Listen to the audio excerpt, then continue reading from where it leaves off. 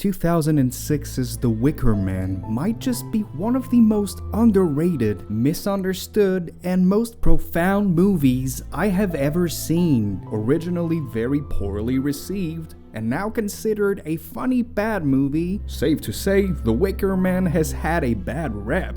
But upon a thorough rewatch with all of my attention and open-mindedness, I can safely say that this movie not only greatly surpasses the old original movie, which I have not seen, but also pretty much surpasses any other movie of the genre. You just have to be observant and understand the art of cinematic language. That is why I am here today. Though the task may be very hard, I have made it my personal mission to debunk the myths about this movie and shed a new light on a great experience that people slept on. The Wicker Man tells the story of policeman Edward Malis, who receives a letter from his ex-fiancée saying that her daughter has disappeared from the island she lives on. Malis travels there and investigates to find the truth about what happened. Now, this is already genius.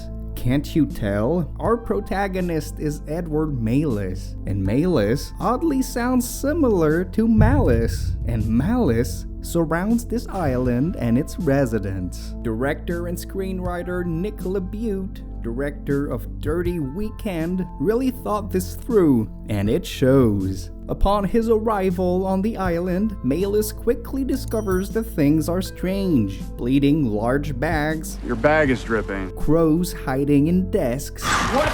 And Malis's ex-wife warning him to trust no one. This is called world building. Something that LaBute does incredibly well with this movie is explore the psyche of our protagonist. Yes, this is a horror thriller, but secretly also a character study of someone's trauma. You see, the film opens with Malis witnessing a horrible accident, and this deeply troubles him throughout the story. Thanks to some deeply disturbing, emotional dream sequences, we get to see how PTSD has affected him. Wow. But LaBute has more than one trick up his sleeve. At one point, Malis is victim of another nightmare sequence, but in an unexpected turn of events, LaBute tricks the audience by having a dream sequence within a dream sequence. This was very unexpected and genuinely scared me. Now, despite the trauma, LaBute made sure to have a likable protagonist with a charming sense of humor. What's in the bag? A shark or something? Of course, he's rather rude with the inhabitants of the island. No! I don't need anybody's goddamn permission! But that's because he's a policeman on a mission, so being nice just isn't an option here. Take your stupid mask. I have heard many talk about Nicolas Cage's portrayal of this character, throwing silly words around like overacting or even hilarious. But the truth of the matter is, this man is in distress. A little girl might be in danger, and his powerlessness makes his anger grow. And when you are angry, you will most likely scream. Bitches! You bitches! This hers? Tell me! The best example of this is when he finds a little doll all burned, and he needs to know how it got burned. How'd it get burned? How'd it get burned? How'd it get burned? How'd it get burned? This is a matter of life or death. Where people see unintentional humor, I see engaging conflict. The emotional intensity of this scene is truly superb. That is why I will always defend Mr. Cage's performance. Yes! It is so nuanced, layered, and profound. He makes you feel his psychological pain. It's the same for when Malis hits these antagonistic mean women trying to ruin his life.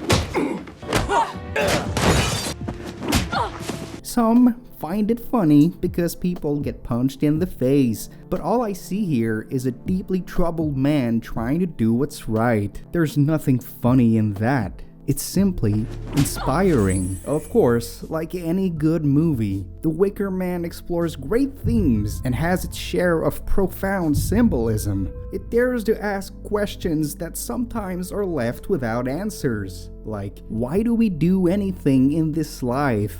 Why do we do anything in this life? I need some kind of answer here. That's the thing here. Sometimes, as much as you'd like, you just don't have the answer. The very opening of the movie already hits us with profound symbolism when Melis is looking at a self-help tape called Everything's Okay. It's even mentioned one other time in the movie. Did someone unpack my bag? Because I'm missing some tapes. I wouldn't know about that. They're called Everything's Okay. Some nitpick critics might pointlessly argue that this doesn't come back and doesn't have any correlation with the story, but they don't know what they're talking about. Another very recurring symbol, the emblem of the Wicker Man, if you will, is that of the bee. Bees show up many times from beginning to end in this story, and you might at first glance think they added bees in the story just because these little things sting you and it hurts, adding a sense of danger. But you might not have known that it actually holds a significant purpose for the themes and the plot. As shown here on 12silvertrees.com/blogs, bees are in fact a symbol of wisdom, birth, and rebirth, which is exactly what this cult of women want to achieve. Death and rebirth. Speaking of birth, we learn in a shocking twist that the little girl Melis is looking for is actually his own daughter. You're telling me I'm Roland's father? Yes. This deeply profound revelation adds a personal motivation for Melis to save the little girl, and he'll go as far as he can to do it, even if it means wearing a big bear costume. This is what fatherly love looks like. In the final showdown of this movie, it is revealed that the old hags from the island are in fact responsible for sending Melis that letter about the missing girl, and there never was a missing girl in the first place. They simply wanted to attract him on the island. Even his ex-fiancée was part of the cult this whole time. Be proud of yourself. You have done so well. The goal is simple. Sacrifice him to bring life back to the crops. Back up! I swear to God I won't shoot you! This brings us to the infamous scene where Melis gets tortured by bees before being burned to death. What is it? What is it? What is it? What is it? What is it? And this is also a scene that people have laughed at, perhaps a coping mechanism to counter the deeply troubling, traumatizing intensity of the scene. Not the bees! Open up my eyes! My eyes! Ah! But people seem to forget why this scene is so important. You see, throughout this movie, Melis has been mean and disrespectful with the bees, even killing some of them. So in the climax, nature takes revenge on him. It seems people were too busy laughing at the scene to actually understand it. In a subtle homage to the original, Melis is then put into this giant wicker man. Oh my God! Oh my God!